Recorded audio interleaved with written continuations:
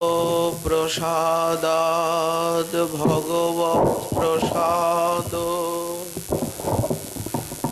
यस्या प्रसादान्यगति कुतोऽपि ध्येयं स्तुवंस्तस्य यशस्त्रिसन्धं वन्दे गुरुश्रीचरणारविन्दम् आजानुलम्बितभुजौ कनकावदातौ संकीर्तनैकपितरौ कमलायताक्षौ विश्वम्भरौ द्विजवरौ जुगधर्मपालौ वन्दे जगत्प्रियकरौ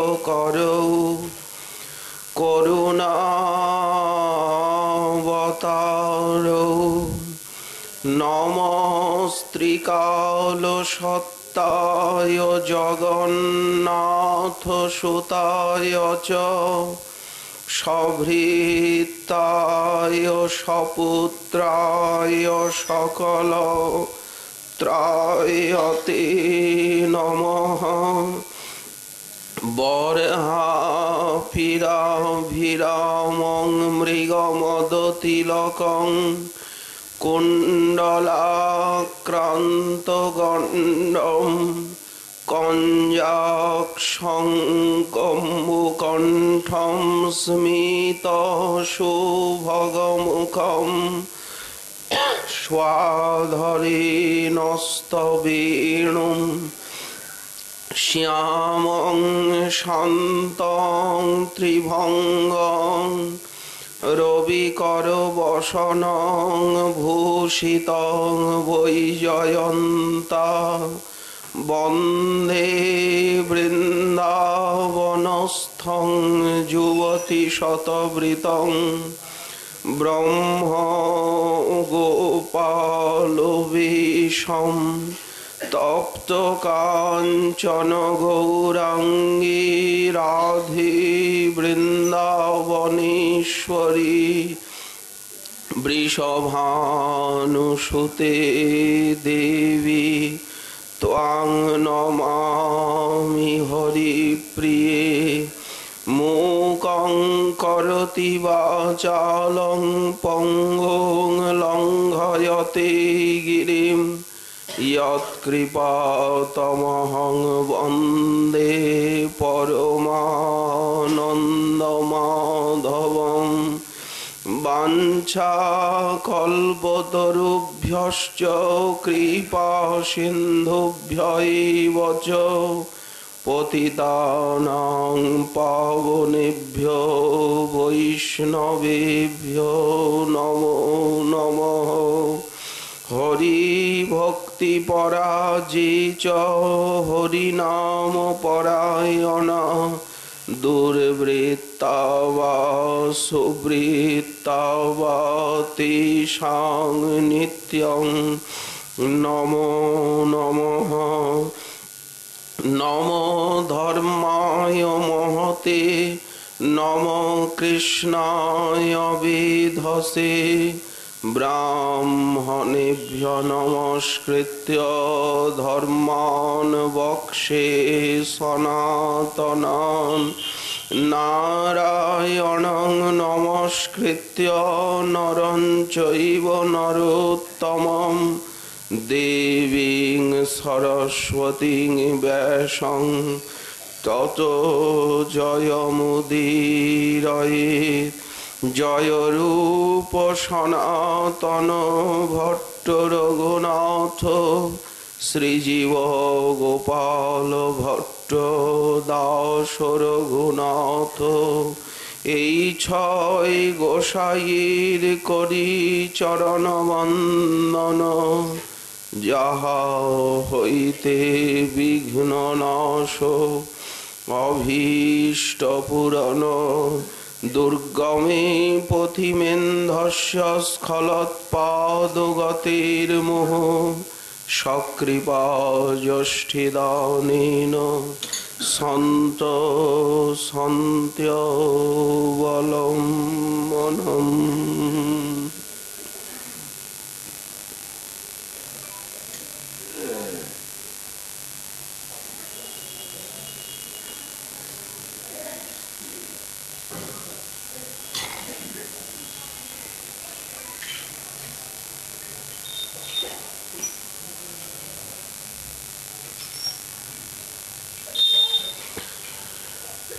বরং দেব মোক্ষং ন মোক্ষাবধিং বা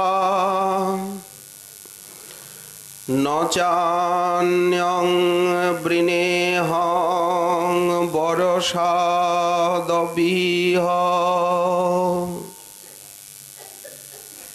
ইদং তে বপুরনাথ গোপাল বালম মনস্যা বিরস্তাম অলং লক্ষলাভৈ।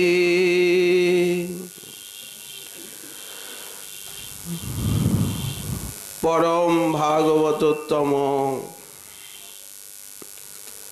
মহামুনি সত্যব্রত তিনি শ্রী দামোদরের চরণে সাধন ভক্তি এবং ভাব ভক্তির কামনা পোষণ করছেন। তুমি বরেশ্বর যতবিধ বর হে দেব দিতে সে পারো, তবু তব ঠাই কিছু নাহি চাই।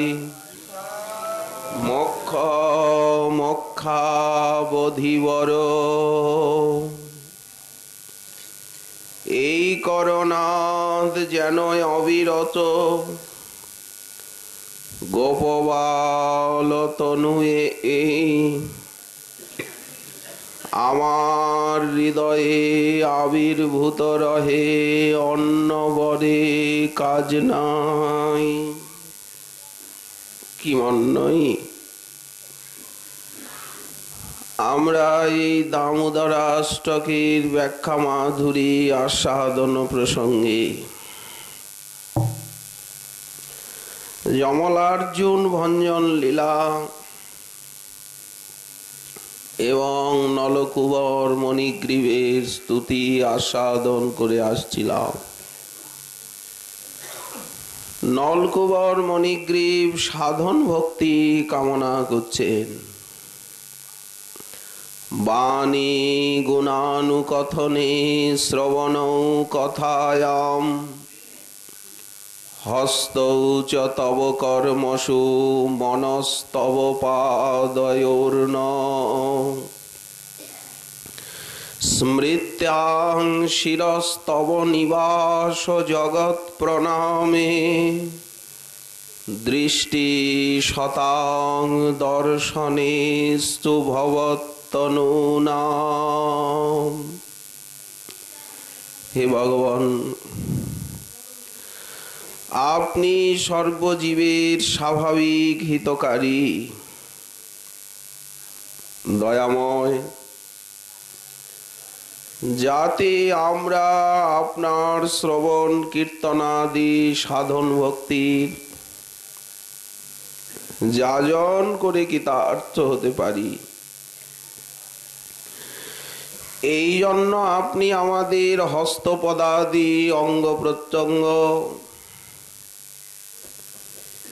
এবং চক্ষু কর্ণ আদি ইন্দ্রিয় দিয়েছেন। এই দেব দুর্লভ মনুষ্য জীবন, তাতে আবার এত সুন্দর অঙ্গ প্রত্যঙ্গ, মুকুন্দ সেবার উপায়ন, তেমনি চক্ষু কর্ণ নাসিকাদি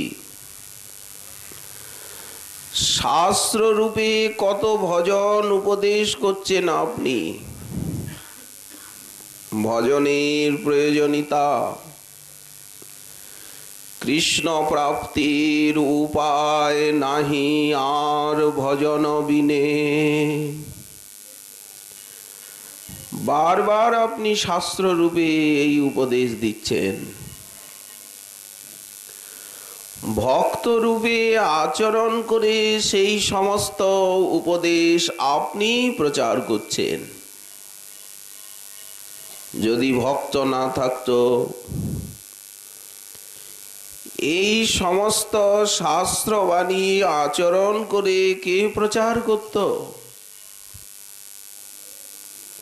এই জন্য আপনি আচরি ধর্ম জীবের শিখায়, নিজে না আচরিলে অন্যে শিখানো না যায়। তুমি ভক্ত রূপে আচরণ করে প্রচার করছো, কিন্তু হায়, আমাদের কি অনাদি বহির্মুখতা, ঘোর কাটে না। ঠিক যেমন শীতকালের ভোর রাত্রে নিদ্রালু ব্যক্তির ঘুমের ঘোর কাটে না, জেগেও মানুষ তন্দ্রাচ্ছন্ন হয়ে পড়ে, জাগি জাগি বলেও ওঠে না। ঠিক সেই প্রকার এই অনাদি বহির্মুখ মহাবঞ্চনায় আমরা সকল কার্য করতে পারি, কিন্তু আপনার চরণ ভজন করতে পারি না। এইখানে এসেই বঞ্চিত হই। আমাদের হস্ত অঙ্গ প্রত্যঙ্গ, আমাদের স্ত্রী পুত্র পরিজন দেহ গেহাদির সেবায় সতত বিব্রত থাকে। আমরা তো বসে থাকি না, বসে থাকবার ক্ষমতাও কারণে এই গুণময় জগতে আমাদের চক্ষু কর্ণ নাসিকা জিহ্বা সব সময় প্রাকৃত রূপরস গন্ধ আদি গ্রহণে নিযুক্ত। শাস্ত্র উপদেশে আমাদের আস্থা নেই, মহতের আচরণে ভরসা নেই, ভক্তগণের মুখোচ্চারিত আপনার কথা আমরা শুনেও শুনি না। এইভাবে আমরা জন্মে জন্মে আত্মহত্যা করে আর নিরয়ের দ্বার উন্মুক্ত করছি প্রভু। এইভাবে পশুর মতো কেবল আহার নিদ্রাতে দেহাবেশে মত্ত হয়ে আমাদের কত জন্ম চলে গেছে, তার কোনো ইয়ত্তা নেই। জানি না কোন পুণ্য ফলে আপনার অহেতুকী কৃপা বলে কি শুভক্ষণে আমরা দেবর্ষি নারদের দর্শন পেয়েছিলাম।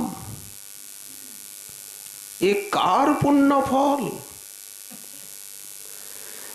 সেই নারদের ক্ষণ সঙ্গে আপনার চরণের নিকটে প্রভু হে আজ উপস্থিত হয়েছি। তাই প্রার্থনা করি বাণী গুণানুকথনে, হে করুণাময়, হে দামোদর, আর যেন আমাদের জীবন বৃথা না যায়। যখন তোমার চরণতলে এসেছি, আর যেন আমাদের অমূল্য সময় নষ্ট না হয়।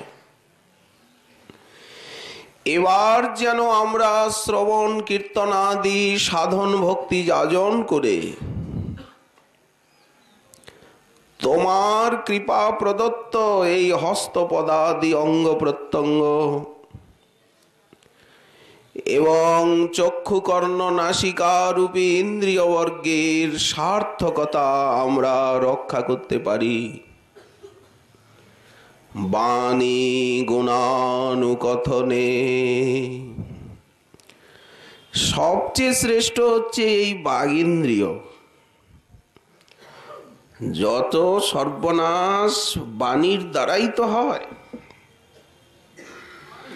এই বাণীর ভিতরে আছে আগুন, কথার ভিতরে। এই বাণী অন্যের হৃদয়ে শেলের মতো বিদ্ধ হয়। যদি কটু কথা হয় তো প্রভু আমাদের বাগ ইন্দ্রিয় জন্মে জন্মে নানা বৃথা বাক্য ব্যয় করেছে, অসৎ কথা বলেছে। নরককোটি বিভৎস যে গ্রাম্য বার্তা অসৎ কথা আমরা জন্মে জন্মে বলেছি। তোমার নাম রূপ গুণ লীলার্থ কীর্তন করি নাই। শাস্ত্র বলছেন যে জিহ্বা গোবিন্দ নাম গোবিন্দ কথা বলে না, সে জিহ্বা ভেগ জিহ্বা সম। দ্বার দুরিকে বসুত বর্ষার নূতন জল পেয়ে ব্যাঙগুলি যেমন মনের আনন্দে এতদিনের ঘুমকে ত্যাগ করে আর ঘ্যাঁ ঘাঁ ঘ্যাঁ ঘাঁ ঘ্যাঁ ঘাঁ করতে থাকে। বেচারীরা যদি চুপ করে থাকে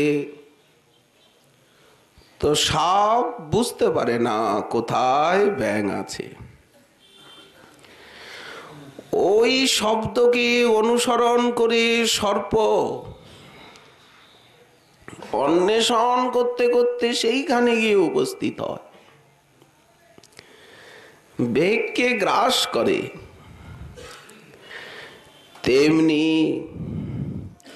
বহির্মুখতা বশত আমরা বিষয়ের নানা প্রজল্প পরনিন্দা পরচর্চা রূপী তাম্বুল চর্পণ,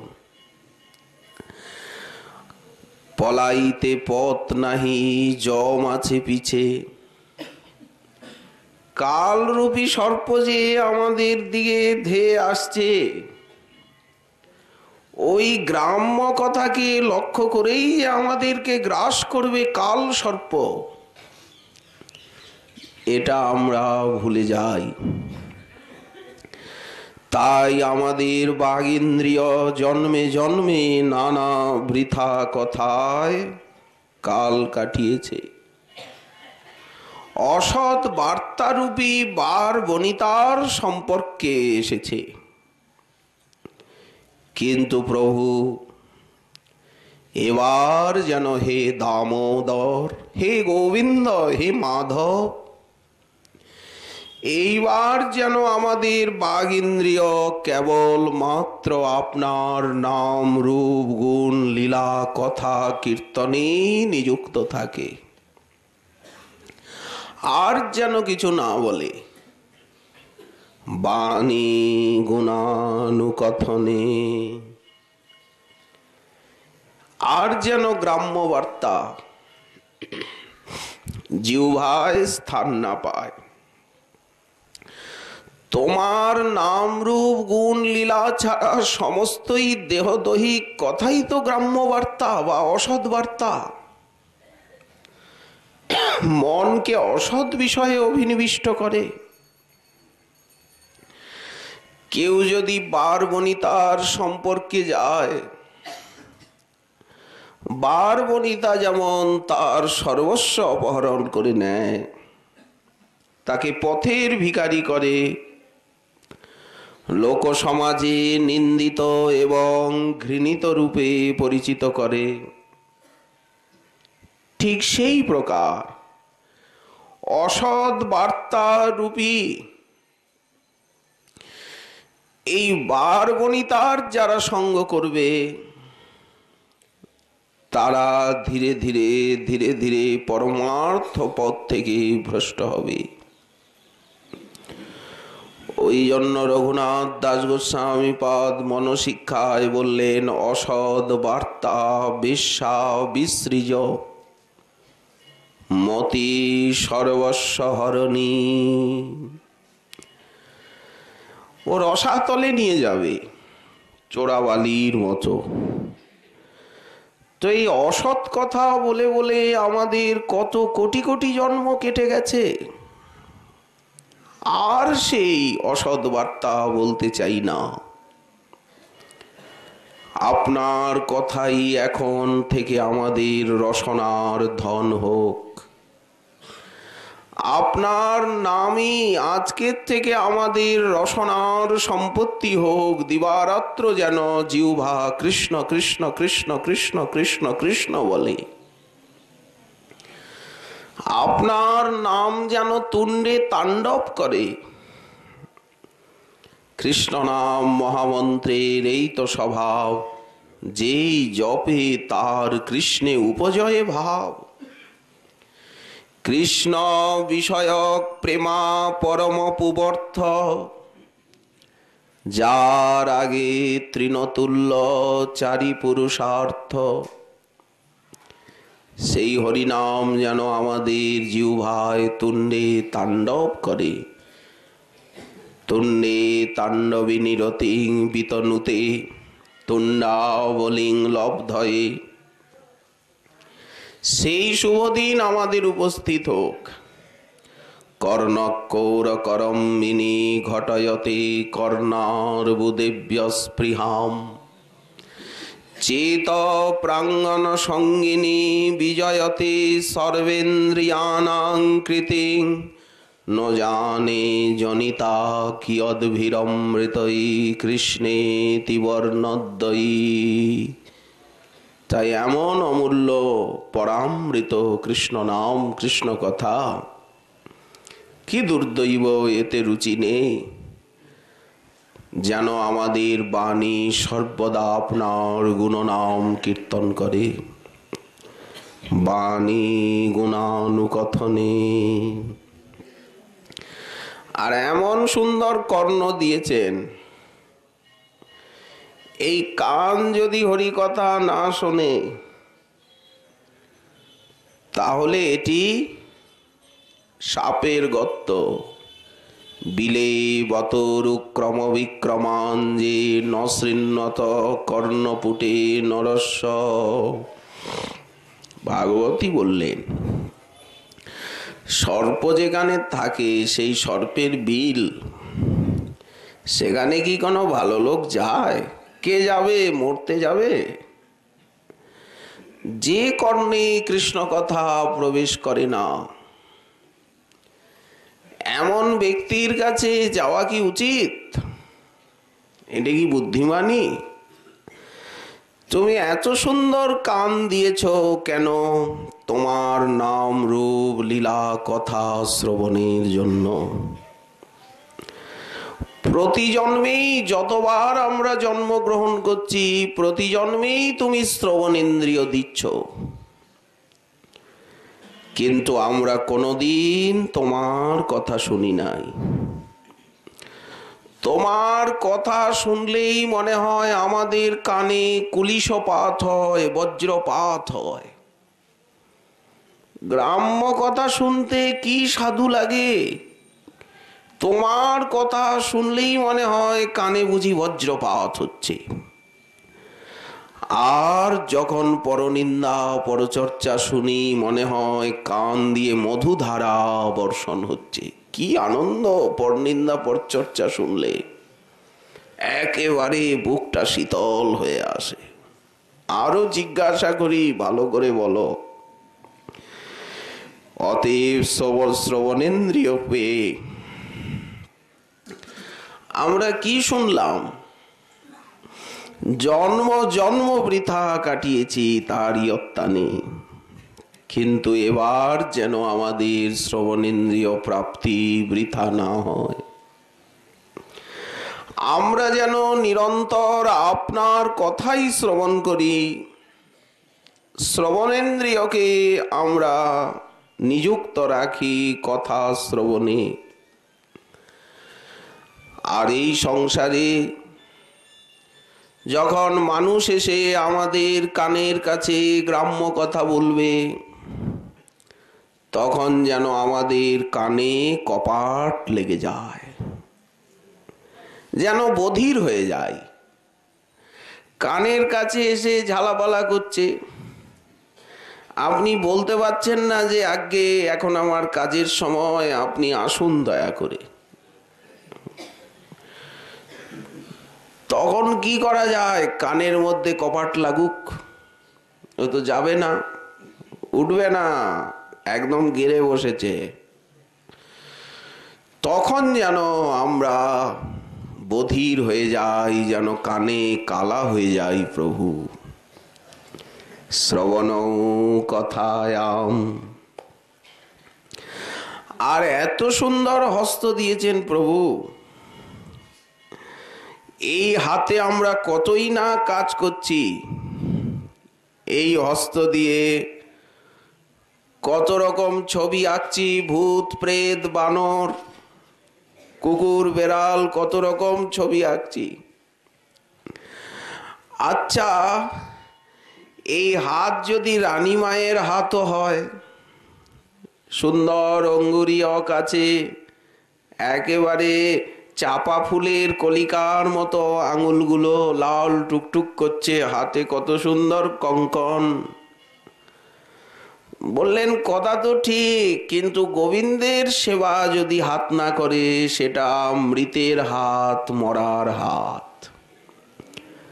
সাবৌ করৌ ন কুরুতে সপর্যাং হরের লসৎ কাঞ্চন কঙ্কনৌ বা। বড়লোকের ঘরের গৃহিণীদের হাত প্রায় করে তো কুকুর বেড়ালের সেবাই করে। ধনীর বাড়ি কুকুর পোষা থাকে, কুকুরেরই তো সেবা করে। ভগবানের সেবায় হাত কজনার লাগে।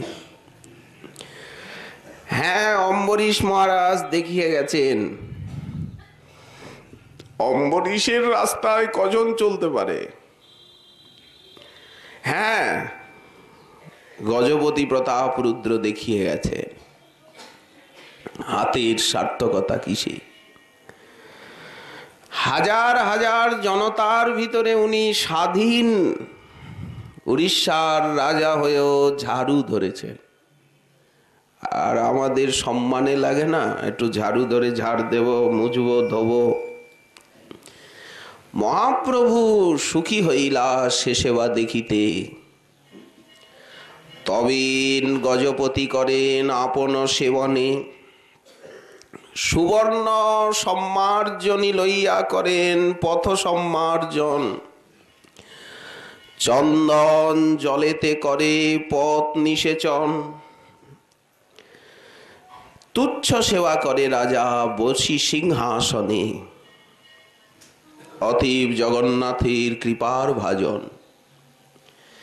সেবায় রতিমতি, কৃপা ছাড়া তো হয় না। মহাপ্রভু সুখী হইলা সে সেবা দেখিতে, মহাপ্রভুর কৃপা হইল সে সেবা হইতে। কিন্তু আমরা তো হাত পেয়েছি, নানা বাদ্যযন্ত্র বাজিয়েছি, কত প্রকার প্রাকৃত বিলাস উপযোগী কারুকার্য কারিগর হয়েছি জন্মে জন্মে।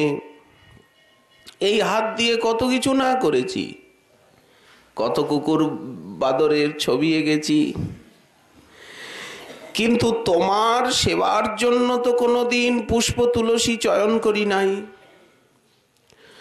তোমার মন্দির তো কোনোদিন মার্জন করি নাই, বা তোমার নাম সংকীর্তনে তো কোনোদিন করতালি দি নাই। শাস্ত্র বলছেন যে একটা গাছের ডালে পাখি কতগুলো বসে আছে, কেউ যদি সেই গাছের তলায় গিয়ে আর জোরে জোরে করতালি দেয়, পাখিগুলি যেমন উড়ে যায় ভয় পেয়ে, তেমনি নাম সংকীর্তনে কেউ যদি করতালি দেয়, তার দেহরূপী বৃক্ষে যত পাপ পক্ষী নিবাস করছে সব উড়ে চলে যায়। কিন্তু কই, কোনদিন তো পুষ্প তুলসী চয়ন করি নাই, নৈবেদ্য প্রস্তুত করি নাই ঠাকুর সেবার, ঠাকুরের জন্য রন্ধন করি নাই, কোনদিন নাম সংকীর্তনে করতালিও দি নাই। এ সমস্ত কার্য করতে গেলে আমাদের অপমানিত বোধ হয়। তখন মনে হয় এত তুচ্ছ কাজগুলো করব, ঠাকুরের বাসন মাজবো, ঠাকুরের মন্দির মার্জন করব, ফুল তুলসী তুলব, এগুলো তো ঝি চাকর দিয়েই করানো যায়। তখন অপমানিত বোধ হয়। আর পোষা কুকুরের অঙ্গমার্জন যখন করব, তখন আমাদের মান যায় না। এই জন্য প্রভু বলি, এইভাবে অনন্ত জন্ম পশু হিংসা করবার সময় মান যায় না, ভোগ বিলাস কালে আমাদের হাতের গৌরব আরো বুঝি বাড়ে। ভগবানের সেবা করতে গিয়ে হাতের সম্মান খুইয়ে ফেলি। হায় হায়, এইভাবে কত জন্ম আমাদের যে বিফলে গেছে তার ইয়ত্তা নেই। হে সর্বেশ্বর, আজ আমরা বুঝতে পেরেছি কোনটা সঠিক পথ, কোনটি বেঠিক। তাই আজ থেকে যেন আমাদের হস্ত কেবল তোমারই সেবা কার্যে নিযুক্ত থাকে। অন্য কর্ম করতে গেলে যেন আমাদের হাত বিবশ হয়ে যায়, বেঁকে যায়। শ্রবণৌ কথায়াম হস্তৌ চ তব কর্মসু। কি অপূর্ব আকুতি! হস্ত আমাদের তোমার কর্মে নিযুক্ত হোক। তব কর্মসু, এখানে বহু বচন দিয়েছেন, একটা কর্ম না, তোমার সেবা কর্মে। আর এই যে মন দিয়েছ, তোমার অভয় চরণের স্মৃতি সর্বদা জাগিয়ে রাখবার জন্য তুমি আমাদেরকে মন দিয়েছ। 10 ইন্দ্রিয়কে সংযত করে যাতে ঋষিকেশ ইন্দ্রিয়াধিপতি তোমার সেবায় নিযুক্ত করতে পারি, এই জন্য তুমি আমাদেরকে 10 ইন্দ্রিয়ের অধ্যক্ষ রূপে মনকে দিয়েছ। কিন্তু হায় হায়, আমাদের কি দুর্ভাগ্য যে আমরা কোনোদিনই আমাদের মনে তোমার স্মৃতিকে স্থান দিই নাই, তোমার চিন্তা করি নাই। আমরা কিন্তু সবসময়ই চিন্তা করি। কত চিন্তা করি, ভূত ভবিষ্যৎ বর্তমান, কি হবে রে, আমি মরে গেলে তোদের কি হবে, তোদের কে দেখবে, এত দূর চিন্তা করি। কিন্তু হায়, অযাচিত ভাবে কোনো সময় যদি তোমার কথা আমাদের মনে আসতে চায়, তখন আমরা বিষয় বাসনা দিয়ে মনের কপাট রুদ্ধ করে দিই, ভগবৎ স্মৃতিকে মনে আসতে দিই না। যদি ভগবানের কথা জোর করে আমাদের মনে আসে, আমরা মনের কপাট বন্ধ করে দিই। কি দুর্ভাগ্য!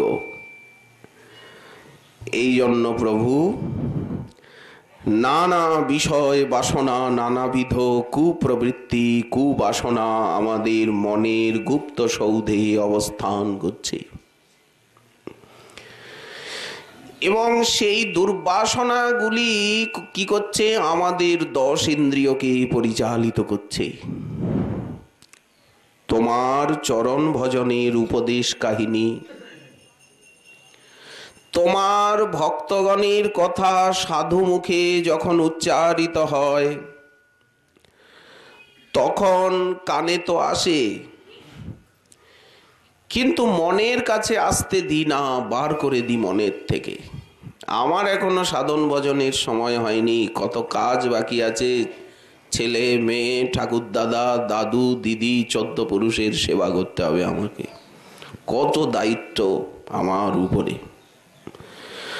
যদি মনের ভিতরে কখনো ভগবত চিন্তনের, ভগবত ভজনের বাসনা জেগেও যায়, আমরা সেই বাসনাকে দূর দূর দূর দূর দূর করে মনের থেকে তাড়িয়ে দিই। এখনো আমার ভজনের সময় হয়নি। এই রূপে প্রতি জন্মে জন্মে নানাবিধ দুর্বৃত্ত আচরণ করে তোমার চরণ ভুলে সংসার পথে, এই সংসার রূপী ঘোর জঙ্গলে বিচরণ করছি। হে দয়াময়, এমন করে আর কত জন্ম ব্যর্থ হয়ে যাবে? আমাদের কত জন্ম আর ব্যর্থ হবে? এবার যদি মনে তোমার স্মৃতি নিরন্তর জাগিয়ে রাখতে পারি, আর যেন আমাদের মন তোমার চরণ ভুলে গিয়ে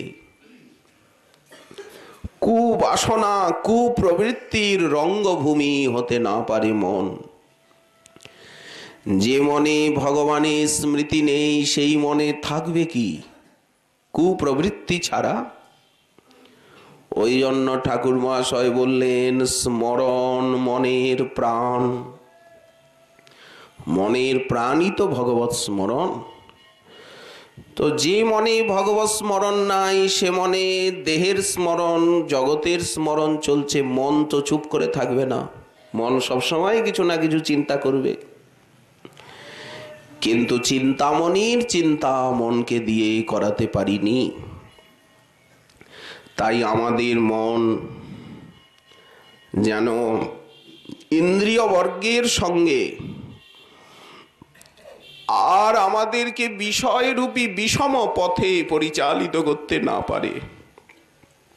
আমাদের মন মধুমুগ্ধ মধুকরের মতো তোমার চরণ কমলের সৌন্দর্য মধু পানে বিভোর হয়ে যায়। যেমন কমলের মধুতে মুগ্ধ হয়ে মধুকর, সেই কমলের মধু পানে হয় আত্মহারা, তেমনি আমাদের মন রূপী মধুকর তোমার চরণ কমল সৌন্দর্য মাধুর্য মধুগন্ধে বিভোর হয়ে যেন সর্বদা তোমার চরণেই পড়ে থাকে। তোমার চরণ চিন্তামণির সর্বদা যেন চিন্তা করে। মনস্তব পাদয়োর্ন, কি অপূর্ব প্রার্থনা! হে ভগবান, আর আমাদের যে মস্তকটা দিয়েছ, এই মস্তককে বলে উত্তমাঙ্গ, শ্রেষ্ঠ অঙ্গ।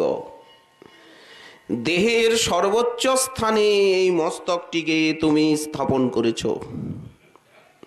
মাথা সবার উপরে আছে, ওই জন্য মাথার একটা উচ্চতার অভিমান আছে,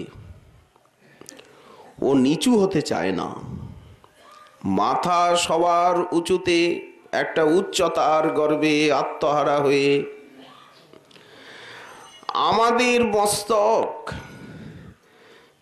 অভিমান ভুলে নিরন্তর তোমার চরণ উদ্দেশ্যে নত থাকে না। আমরা তো নত হই, কিন্তু কাদের কাছে নত হই? মাথা তো নোয়াই।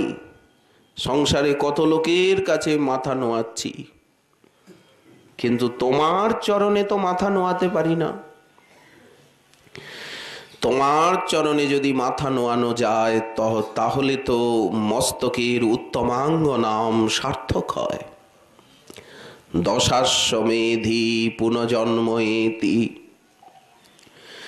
10 বার অশ্বমেধ যজ্ঞ করলেও পুনর্জন্ম হয়। 10 বার কেন, 100 বার অশ্বমেধ যজ্ঞ করলে ইন্দ্র হয়ে জন্মানো যায়, কিন্তু ইন্দ্রেরও তো পুনর্জন্ম আছে। কিন্তু একবার কৃষ্ণায় নম বলে প্রণাম করলে তার আর পুনর্জন্ম হয় না।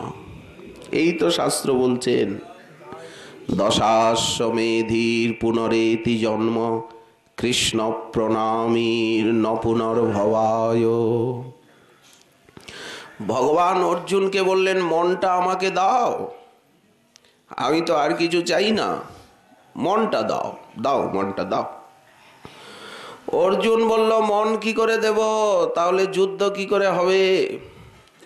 তো আমার ভক্ত হও, শ্রবণ কীর্তন অর্চন বন্দন করো। বলি, শ্রবণ কীর্তন কখন করব? মন মনা ভব, মদ ভক্ত ভব। তো অন্তত একটু পুজো আচ্ছা তো করো, একটু ফুল তুলসী তো দেবে। মজ্জাজি ভব। অর্জুন বলছেন, তাও বা সময় কোথায়? ভগবান বললেন শেষে, অন্তত মাং নমস্কুরু, আমাকে প্রণাম করো। শ্রীমদ্ ভাগবতের শেষ কথা কি? নাম আর প্রণাম, নাম আর প্রণাম। আমরা কলিযুগের মানুষ, কি বা করব, আর ক্ষমতাই বা কি? বেদব্যাস ভাগবতের উপসংহারে বললেন, দুটি অঙ্গ তো করো, নাম আর প্রণাম, নাম আর প্রণাম। নাম সংকীর্তনং যস্য সর্বপাপ প্রণাশনম, প্রণাম দুঃখ শমন, তং নমামি হরিং পরম। এই ভাগবতের শেষ শ্লোক, উপসংহার।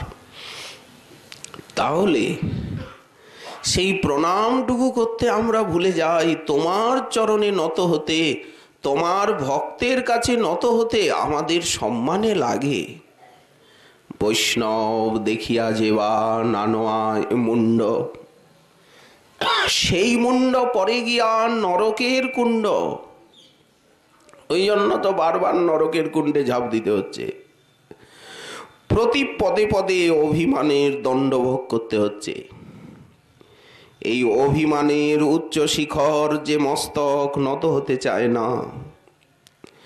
কেন নত হবে মস্তক? মস্তক নত করলেই তো মাথার উপরে যে বিশাল কর্মফলের বোঝা আছে, সেই বোঝাটা যে পড়ে যাবে। কারো মাথায় যদি বিশাল বোঝা থাকে, মাথা নিচু করলে বোঝাটা পড়ে যায় না? তো আমরা কৃষ্ণায় নম বলে, বৈষ্ণবেভ্য নম বলে যদি মাথাটা নিচু করি, আমাদের জন্মে জন্মের কর্মফলের বোঝা যে পড়ে যাবে, মাথাটা যে খালি হয়ে যাবে। ওই জন্যই তো প্রণাম করতে পারি না।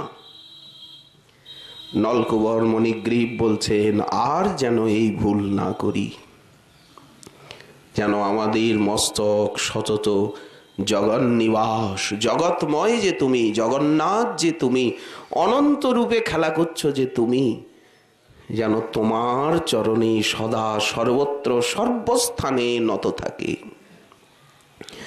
কি অপূর্ব প্রার্থনা, আর কি অপূর্ব শিক্ষামৃত। শ্রীমান মহাপ্রভুর কৃপা হলে আগামীকাল আবার রইল এই বিষয়ে আস্বাদনের আকাঙ্ক্ষা। আজকে আমাদের এইখানে দেওয়া হলো বিশ্রাম।